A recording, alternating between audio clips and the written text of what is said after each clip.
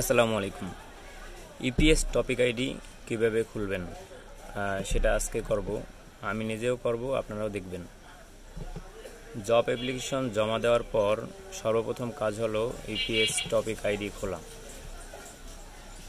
এটা খোলার পর আমাদের আর কোনো কাজ নেই, ওটার ভিতরে দেখেই আমরা বুঝতে পারবো যে কখন রোস্টার হয় বা রোস্টারের মেয়াদ বা ইস্যু হয়েছে কিনা। তো এটা খুবই গুরুত্বপূর্ণ। প্রথমে একটা যে কোনো ব্রাউজারে ঢুকবেন। আমি ক্রোম ব্রাউজারে ঢুকলাম। তার আগে বলে রাখি, ইপিএস টপিক আইডি খুলতে আপনাকে দুইটা জিনিস লাগবে। একটা হলো আপনার যে রেজিস্ট্রেশন নাম্বার ছিল বা অ্যাপ্লিকেশন নাম্বার, এইচআরডি কোরিয়ায় রেজাল্ট দেখতে যে অ্যাপ্লিকেশন নাম্বারটা ছিল ওটা দিবেন, এবং পাসপোর্ট নাম্বার লাগবে, অথবা জন্ম তারিখ লাগবে এবং পাসপোর্ট নাম্বার লাগবে। এই দুইটা ভিন্ন ভিন্নভাবে করতে পারেন। তো প্রথমে সার্চ দিবেন ইপিএস গো কেয়ার লিখে, দেখেন ইপিএস গো কেয়ার লিখে সার্চ দিবেন। সবার উপরে যে সার্ভারটা আসবে, এই যে এমপ্লয়মেন্ট পারমিট সিস্টেম, ওটাই ঢুকবেন।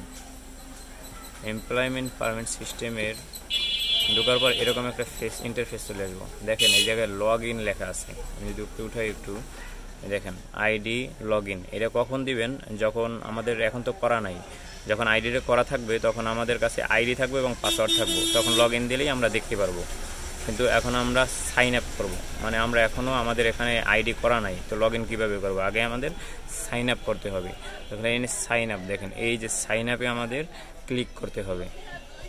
জি, সাইন আপে ক্লিক করার পর এরকম একটা অপশন চলে আসবে। দেখেন এখানে বলাই আছে যে যদি দুইটা নিয়মে আপনি এই আইডিটা খুলতে পারবেন। একটা হলো EPS topic ID plus passport number, ওর ন্যাশনাল আইডি কার্ড নাম্বার দিলেও হবে। কিন্তু সহজ হলো ইপিএস টপিক আইডি, তো আপনাদের রেজাল্ট কার্ডেই থাকে ওইটা, এবং পাসপোর্ট নাম্বার কপি করে আইনা দিয়ে দিলেই হবে। অথবা ইপিএস টপিক আইডি যদি না দেন, ডেট অফ বার্থ দিবেন, সাথে পাসপোর্ট নাম্বার দিবেন, এটা সবচেয়ে সহজ, এবং কপি করে নিয়ে আসবেন। আর আমি প্রাইভেসির সুবিধার্থে আমি আসলে এই টপিক আইডি এবং পাসপোর্ট দেখাবো না, এগুলো হাইড করে দেব।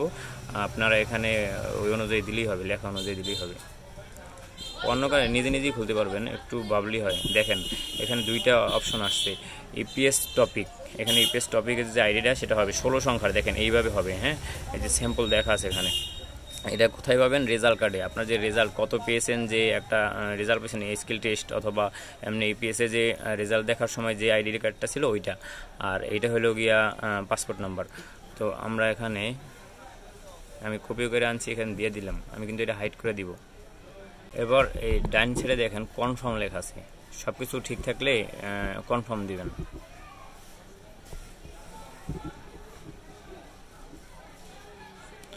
কনফার্ম দেওয়ার পর এখানে টার্মস অ্যান্ড কন্ডিশন চলে আসবো। মানে এখান থেকে আপনি কি কি অ্যাকসেপ্ট করা লাগবে বা এইগুলো আপনি মানবেন কি না, এগুলো আপনি সবগুলো পড়তে পারেন। আমি মনে করি পড়ার কোনো প্রয়োজন নেই, এগুলো তো আপনার অ্যাকসেপ্ট করে দিবেন, সবগুলো এগ্রি লেখা থাকবে। জি, এখান থেকে তাহলে আমরা এগ্রি দিয়ে দেবো। যে কটা এগ্রি অপশন আসবে সবগুলো দিয়ে দিবেন। ভিডিওটা অনেক লম্বা হয়ে গেছে অলরেডি। জি, এরপর এই নেক্সট অপশনে টিপ দিবেন।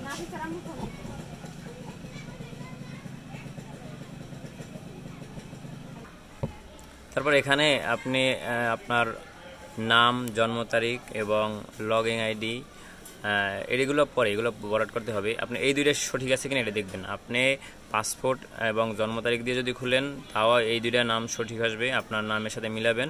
আর যদি আপনি আইডি এবং পাসপোর্ট দিয়েও লগ ইন করেন বা রেজিস্ট্রেশন করেন, তাহলে এই দুইটা শো করবে। এই দুইটা সঠিক কিনা দেখে তারপর আপনি এখানে লগ ইন আইডি দিবেন। লগ ইন আইডি হলো আপনার মন মতো একটা আইডি, এমন একটা আইডি যেটা দিয়ে আপনি পরবর্তীতে চেক করবেন রোস্টার হয়েছেন কিনা এবং ইস্যু হয়েছে কিনা, মেয়াদ আছে কিনা, এইসব চেক করার জন্য এই লগ ইন আইডিটা এবং পাসওয়ার্ডটা সবসময় লাগবে। এটা আপনি লিপিবদ্ধ করে রাখবেন, মুখস্থ করে রাখবেন, এটা ভোলা যাবে না। জি, তো লগ ইন আইডি আপনার মন মতো দিবেন। ধরেন আপনার নাম সজীবের সাথে 4-5টা সংখ্যা আপনার পছন্দ মতো সংখ্যা দিয়ে দিবেন। তারপর পাসওয়ার্ডও আপনার মন মতো দিবেন। এখানে অনেক কিছু লেখা আছে যে কীভাবে দিতে হবে, বা এমন দেবেন স্ট্রং 1 2 3 4 দিলে পাসওয়ার্ড হবে না।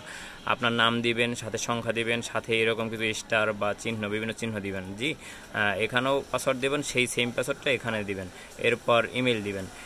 ইমেল দিবেন কীভাবে, এখানে ইমেল লিখবেন, আর এই জায়গায় gmail.com, আমাদের সব বেশিরভাগই gmail.com হয়, তো এই যে দেখেন gmail.com, gmail.com দিয়ে দিবেন। এই যে gmail.com, এখানে আর কিছু লেখা লাগবে না। জি, এই তো এখানে ইমেল দিবেন, এখানে gmail.com দিলেই এনাফ, আর কোনো কাজ নেই। আপনার এইগুলা সুন্দর করে বরাট করে তারপর এই যে রেজিস্ট্রেশনে টিপ দিবেন। আমি এখন এখানে যে তথ্যগুলো দেবো এগুলো আসলে দেখানোর জিনিস নয়, এই জন্য আমি দেখালাম না, ঠিক আছে। জি, আমার সম্পূর্ণ বরাট হয়ে গেছে এখন আমি এগুলো চেক করে তারপর রেজিস্টারে টিপ দিলে আমার আইডিটা হয়ে যাবে আর কি। দেখেন উপরে লেখা আসছে would you like to become a member, okay দিলে আর রেজিস্টার অ্যাজ এ মেম্বার, আপনি এখন মেম্বার হয়ে গেছেন, মানে আমি এখন মেম্বার হয়ে গেছি আপনার ওই যে আইডিটা দিচ্ছেন এবং যে পাসওয়ার্ডটা দিচ্ছেন এগুলো দিলেই হয়ে যাবে আর কি, লগ ইন হয়ে যাবে। এই যে লগ ইনে টিপ দিবেন, লগ ইনে টিপ দিলে জি এই জি এইরকম একটা অপশন আসবে লগ ইন করার পর। তো লগ ইন করার পর যদি এরকম অপশন আসে তো আপনারা এখানে ডেট অফ বার্থটা দিয়ে দেবেন। তো ডেট অফ বার্থটা দেওয়ার সময় অবশ্যই মনে রাখবেন, এখানে যে জন্ম তারিখটা দিবেন এটা মনে রাখবেন। যদি আপনার বয়স হয় মানে জন্ম সাল হয় 2005, তো আপনি 05 থেকে শুরু করবেন, 2000 দিবেন না। তারপর আপনার যদি হয় 1990, তখন শুধু 90 দিয়ে শুরু হবেন, ওই যে উপরে প্রথম বাকি দুইটা দিবেন না, ঠিক আছে। এখানে দেখেন OYYMM তারপর DD আছে, শুধু বছরটা দিবেন, মাস দিবেন এবং দিন দিবেন।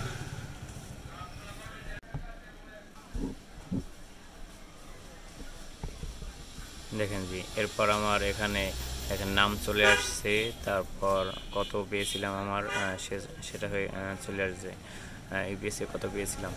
আমি চাইলে এখানে আরও অনেক কিছু দেখতে পারবো। এই যে দেখেন অভিবাসন প্রক্রিয়া অবলোকন, এটা আসলে রোস্টার হয়েছে কিনা এটা দেখার জন্য এখানে ক্লিক করলেই হবে। আমি এখনও রোস্টার হইনি, তো দেখেন এখন এখানে নো ডাটা। জি, যখন আমরা রোস্টার হব তো এখানে আপনার ডাটা দেখতে পারবেন। এই ভিডিওটা এই পর্যন্তই, ভালো লাগলে সাবস্ক্রাইব করবেন। আসসালামু আলাইকুম।